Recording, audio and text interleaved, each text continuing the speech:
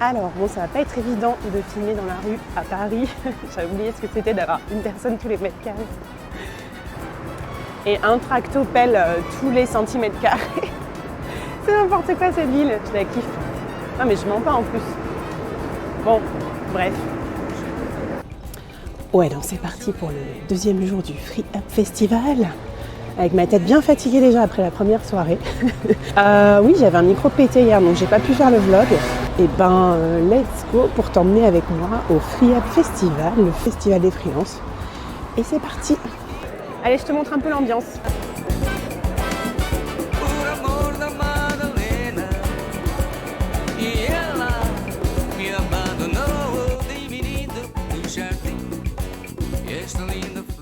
Ouais, bon ben voilà, ça y est, on est au Free Up. C'est le calme avant la tempête.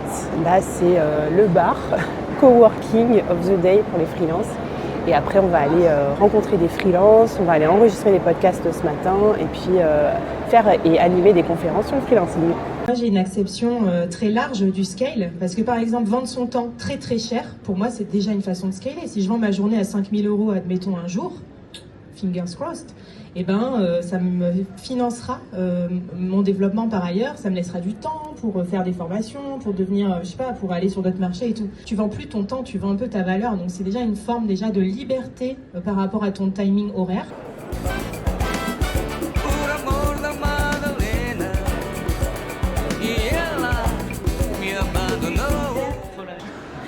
Je rencontre déjà mes copains freelance, vous reconnaissez Clément que j'ai invité dans le board. Salut Clément, ça va? Ça va et toi? Ouais, bien. J'étais en train de manger, j'espère que j'ai pas de miettes. Comment tu vois le futur du freelancing et des freelances? Oh, très bonne question. Je précise qu'il est 9h du matin, donc c'est un peu dur comme question. Non, c'est une bonne question. Déjà, dans le présent, on voit qu'il y a plein d'évolutions. Je vois le nombre de freelances déjà qui sont en train d'exploser en ce moment. Je sais plus qui est-ce qui disait, j'ai vu il y a pas longtemps quelqu'un qui disait il y a quelques années, la mode c'était les startups, aujourd'hui c'est les freelancing. Et en fait, je trouve que c'est complètement vrai. Je pense que demain, il va y avoir plein de solopreneurs et plein de freelances. Je crois pas que cette meuf qui disait ça, c'est moi avec mon slogan Solo is the new startup, le nouveau slogan de l'incubateur solopreneur. C'est possible, je suis en train de... dans ce cas-là, je fais une super transition. Je fais une Inception. Et moi, ça me fait plaisir aussi de retrouver un peu ce petit côté en pyjama dans mon salon, tranquillou, en train de faire mon petit board. Il fait plaisir celui-là quand même.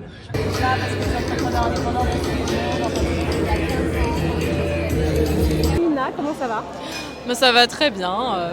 Je sors d'une petite conf que j'ai animée, le freelancing dans la tech. Est-ce qu'on sera tous freelance dans la tech? Pas forcément, le salariat n'a pas encore dit son dernier mot, mais les chiffres c'était qu'à peu près 40% des effectifs dans la tech sont en freelance, donc c'est bien plus que dans les autres secteurs. Wow. Et je suis trop contente de retrouver Quentin qui avait été un des fous, un des premiers à faire confiance à croire en toi, ouais. À l'incubateur solopreneur.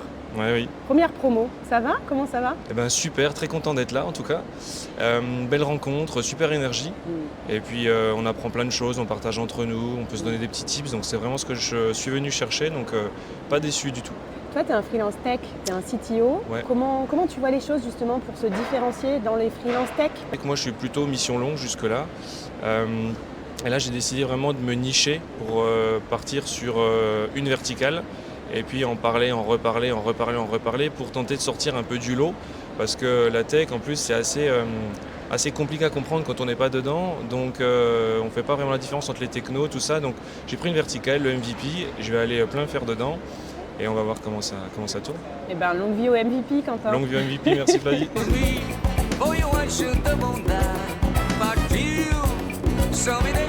Dans le futur du freelancing, déjà il va y avoir un gros problème pour les généralistes qui est que l'IA nous rend tous un peu généralistes. Donc on va devoir se spécialiser et investir sur ce qui fait qu'on est vraiment irremplaçable. Donc pour se préparer au futur, je dirais qu'il faut vraiment faire ce travail de qu'est-ce que je fais mieux que tout le monde et que l'IA ne fera pas à ma place. C'est plutôt devenir expert de ce sur quoi vous êtes vraiment expert que rester généraliste. Je ne sais pas si c'est le fait qu'il n'y ait pas beaucoup de missions depuis le mois de septembre qui fait que les gens se tournent un peu vers les plateformes pour en trouver aussi. Ceux qui se limitent un petit peu à juste attendre des plateformes ou pas forcément avoir investi dans du marketing. Pour eux, j'ai l'impression que c'est un peu plus compliqué parce que les boîtes vont moins avoir tendance à aller vers eux.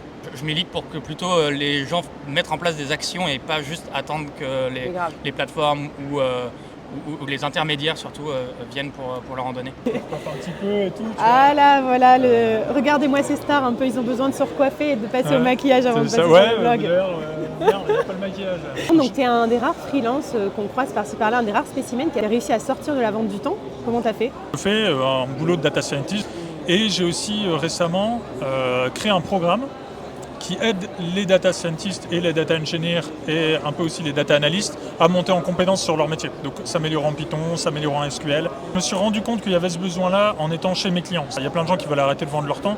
Commencez déjà par faire ça parce que en allant chez les clients, j'ai rencontré plein de gens et j'ai vu les problématiques qu'ils avaient. Deuxième point, j'ai passé beaucoup de temps sur LinkedIn et c'est aussi sur LinkedIn que j'ai reçu plein de messages privés. Et quand vous recevez des messages privés, soyez sympa, répondez aux gens parce qu'en fait c'est là que vous allez vous rendre compte de quels sont les problèmes des gens. Et c'est parce que j'ai fait tout ce travail-là que je savais de quoi les gens avaient besoin finalement. Et j'ai aussi un peu créé le truc dont je savais que moi j'en aurais eu besoin il y a 2 ans, 2 ou 3 ans. Mais commencez par un produit semi-scalable. Vous n'arriverez pas tout de suite à faire un truc en ligne. Ça serait même complètement idiot parce que vous allez tourner vos vidéos dans votre salon comme ça en vous disant ça c'est trop bien, c'est trop bien, c'est trop bien. Après vous allez les mettre sur le marché et ça fera un bide parce qu'en fait on a tous passé par là, on est d'accord? Moi j'ai une première formation, j'avais tourné le premier truc, j'avais payé 1000 balles un vidéaste et tout pour faire un truc inintéressant au possible que même moi ça m'intéressait pas il y a 3 ans.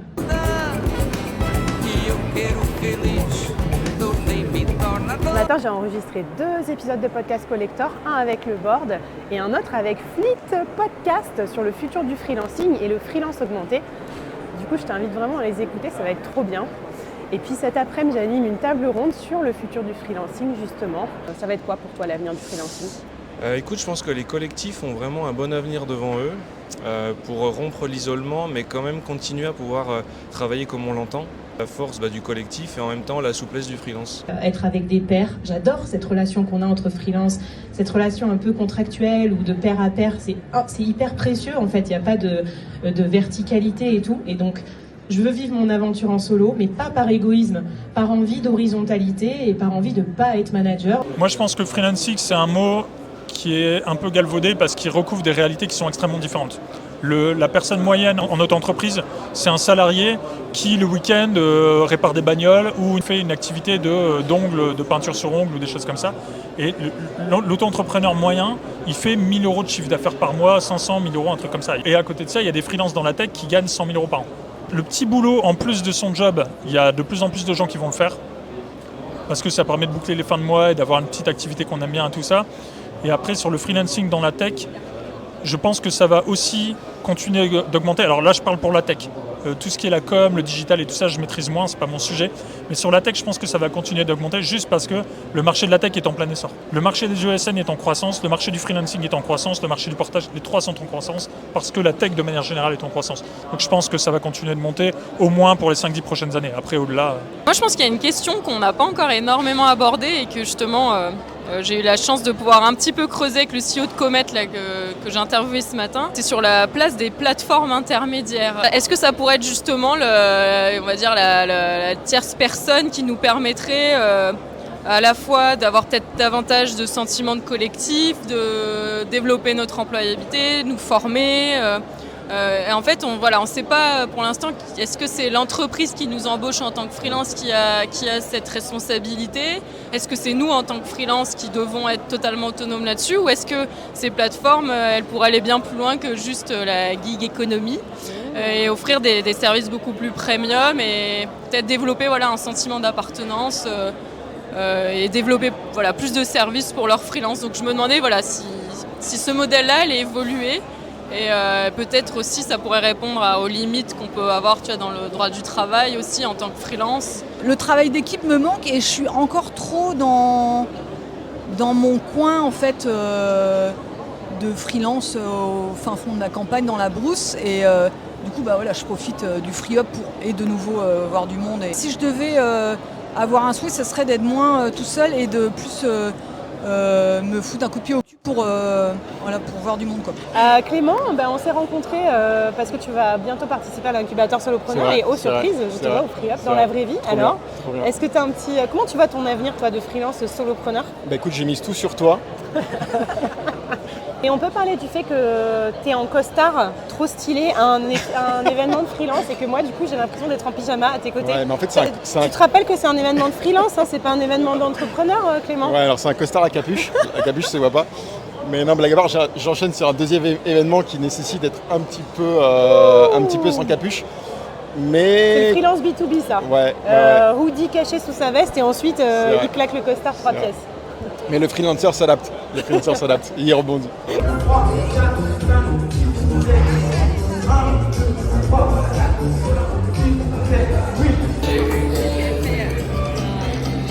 Je sais pas si ça va te plaire parce qu'avant j'avais une boîte avec une assistante, une commerciale. Alors du coup je suis un petit peu plus mitigée. De pas avoir d'assistante. Ouais, ça me manque de tout faire moi-même. Franchement, ça me manque de pas tout faire moi-même. Franchement, le freelancing, c'est dur. Toi, tu peux prendre une assistante freelance, hein? Ça existe, hein? Ouais, donc le freelance va embaucher des freelances. Ouais, c'est une boucle infinie.